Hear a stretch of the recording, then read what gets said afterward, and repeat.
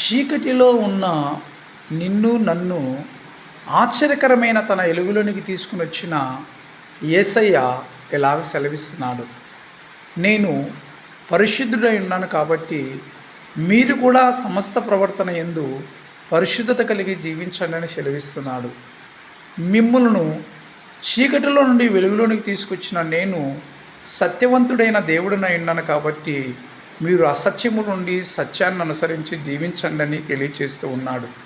అలాగే నేను లోకానికి వెలుగై ఉన్నాను, మీరు కూడా లోకానికి వెలుగై ఉండలాగా నేను మిమ్మల్ని చేస్తాను. మీరు లోకానికి వెలుగై ఉన్నారు, మీరు కూడా జ్ఞాపకం చేసుకోండి. అలాగే ఇక్కడ తెలియచేస్తున్నాడు, క్రైస్తవులమైన మనము నిలువెచ్చని జీవితాన్ని జీవిస్తున్నాం. అలాగ జీవించినట్లయితే పనికిరాని ఉమ్మిని మూసివేసినట్లు దేవుడు మనల్ని ఉమ్మివేస్తాడు.